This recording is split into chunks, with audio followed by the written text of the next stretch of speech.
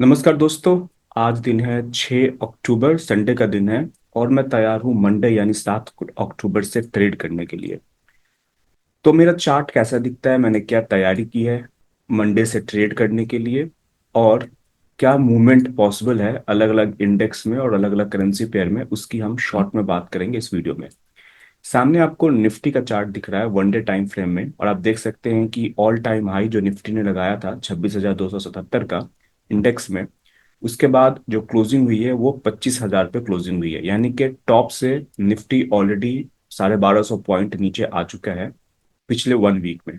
और अगर आप निफ्टी का वीकली चार्ट देखेंगे तो यहाँ पे क्या देखने को मिल रहा है, आप देख सकते हैं कि ये वीकली चार्ट है। यहाँ पे टाइम फ्रेम आपको वन वीक का दिख रहा है, और आप देख रहे हैं कि निफ्टी ने वीकली चार्ट पे बहुत ही बड़ा एक बेयर कैंडल बनाया है, जिसकी क्लोजिंग पीछे के दो कैंडल के क्लोजिंग के नीचे है। इनफैक्ट तीन कैंडल के क्लोजिंग के नीचे है।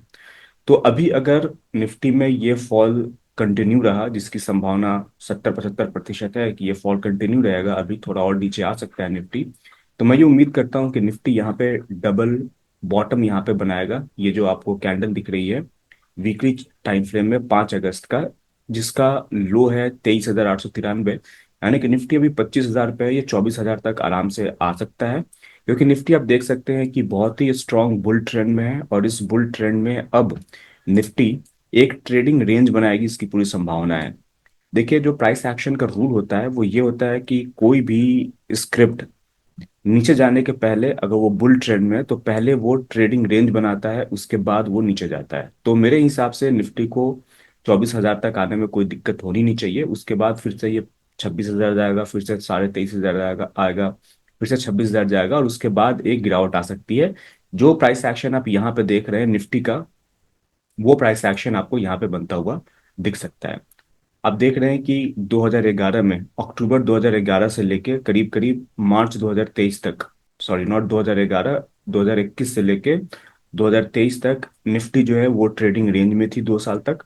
उसी तरीके का ट्रेडिंग रेंज आप यहाँ पे एक्सपेक्ट कर सकते हैं अब, क्योंकि निफ्टी बहुत ऊपर आ चुकी है। अब यहाँ पर ट्रेडिंग रेंज बनाएगी, उसके बाद डिसाइड करेगी कि यहाँ से ऊपर जाना है या नीचे जाना है। अगर आप बैंक निफ्टी का एग्जांपल ले तो बैंक निफ्टी का प्राइस एक्शन भी निफ्टी की तरह ही है। वीकली चार्ट पे इसने एक स्ट्रॉन्ग बेयर क्लोज दिया है, और अब उम्मीद पूरी पूरी है कि बैंक निफ्टी आपको 47,000 48,000 तक आराम से आता हुआ दिखेगा अगले वीक में। दोस्तों, ये जो गिरावट आई है मार्केट में, क्या इसी तरह की गिरावट यूएस के मार्केट में भी आई है? तो यूएस का जो इंडेक्स है डॉ जोन्स, उसमें देख सकते हैं कि वीकली टाइम फ्रेम में पिछला वीक बुल क्लोजिंग हुई है इसमें, और डॉ जोन्स में गिरावट नहीं आई है। उसके अलावा जो अगला जो इंडेक्स है नैस्डैक, नैस्डैक में भी गिरावट नहीं है आई है। और इमिनी जिसको हम कहते हैं यूएस की का एक और इंडेक्स है, उसमें भी कोई गिरावट नहीं आई है। तो आप देख सकते हैं कि यूएस की मार्केट स्टेबल है, उसमें कोई गिरावट नहीं आई है। जर्मनी की जो मार्केट है डैक्स, उसमें छोटी गिरावट है, निफ्टी जितनी नहीं है। और जो लंदन का इंडेक्स है फुटसे जिसको कहते हैं, उसमें कोई गिरावट नहीं है। लंदन की मार्केट तो पिछले एक साल से लगभग लगभग जो है वो ट्रेडिंग रेंज में है, वो वहीं पे फंसा हुआ है। तो ओवरऑल अगर आप देखें तो यूरोप नहीं गिरा है, यूएस नहीं गिरा है, गिरी है तो सिर्फ इंडियन मार्केट गिरी है, वो भी थोड़ी गिरी है, इसमें कोई ज्यादा घबराने की बात नहीं है। क्या एक डाउन ट्रेंड की शुरुआत हो चुकी है? ऐसा बिल्कुल भी नहीं है। मार्केट अब ट्रेडिंग रेंज बनाएगी।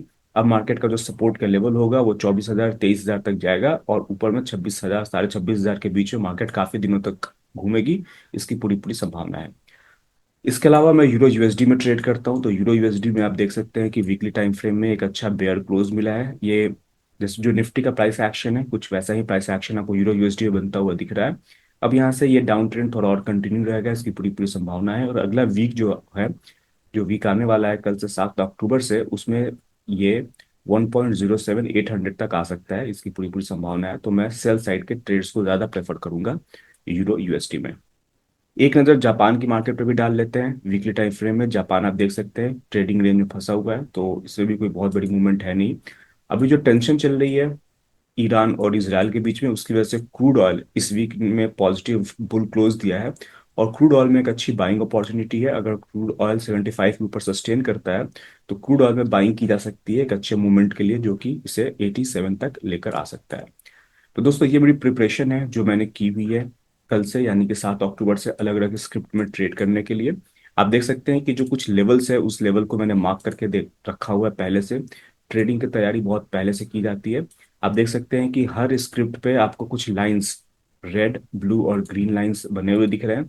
ये लाइंस क्या है ये मैं आपको बता दूं, ये कोई मैजिकल लाइन नहीं है। ये लाइन मैंने इसलिए डाल रखा है कि सबसे पहले मैं जाता हूँ, जब मैं अपने ट्रेड की तैयारी करता हूँ तो मैं सबसे पहले मंथली टाइम फ्रेम में लेवल्स को मार्क करता हूँ। किस लेवल को? मैं मंथली टाइम फ्रेम में पिछले मंथ का हाई लो और क्लोज को मार्क करता हूँ। तो ये मंथली टाइम फ्रेम का ये मंथ क्या है? ये मंथ है हमारा अक्टूबर का। इससे सितंबर मंथ का हाई लो क्लोज मैंने मार्क कर लिया है निफ्टी में। फिर मैं वीकली टाइम फ्रेम पर जाता हूँ और जो वीक अभी खत्म हुआ है उसका हाई लो क्लोज में मार्क कर लेता हूँ। तो ये जो पिछला मंडे टू फ्राइडे की ट्रेडिंग हुई है उसका हाई लो क्लोज मार्क्ड है। उसके बाद जब मैं लाइव मार्केट में ट्रेड करता हूँ तो मैं 5 मिनट के टाइम फ्रेम पे इंट्राडे ट्रेडिंग करता हूँ। और जब मैं 5 मिनट के टाइम फ्रेम पे शिफ्ट होता हूँ तो ये सारी लाइंस मुझे दिखती हैं और मुझे पता होता है कि कौन से लेवल्स इंपॉर्टेंट है, क्योंकि ये सारे लेवल्स मैग्नेट का काम करते हैं, प्राइस एक लेवल से दूसरे लेवल तक जाती है। उसके अलावा एक मैं इंडिकेटर यूज करता हूँ जिसमें मैं कहता हूँ प्रायर डे OHLC, पिछले दिन का ओपन हाई लो क्लोज का मार्क, जिसको मैं ऑन रखता हूँ। तो ये क्या करता है कि ऑटोमेटिकली पिछले दिन का, जैसे जब मैं मंडे को ट्रेड करूंगा तो फ्राइडे का हाई लो मार्क ये ऑटोमेटिकली मुझे हर चार्ट पे बनाकर देगा और उसके हिसाब से मैं ट्रेड करूंगा। जैसे अगर मुझे यूरो USD में ट्रेड करना है कल, तो मुझे इंपॉर्टेंट लेवल्स जो है वो मुझे यहाँ पे दिखेंगे। तो दोस्तों ये मेरी ट्रेडिंग स्ट्रैटेजी है। इसके अलावा जो लोग भी प्राइस एक्शन सीखना चाहते हैं मेरे साथ, मेंटोरशिप प्रोग्राम मेरा ज्वाइन करना चाहते हैं जिसमें मैं लाइव ट्रेडिंग करता हूँ अपने मेंटीज के साथ में, प्लस मैं पूरा प्राइस एक्शन उनको सिखाता हूँ, तो वो मुझे स्क्रीन पर जो नंबर आ रहा है उस पर कॉल करके मेरे साथ लाइव ट्रेड कर सकते हो और प्राइस एक्शन सीख सकते हैं। तो चलिए मिलते हैं अगले वीडियो में, तब तक के लिए नमस्कार।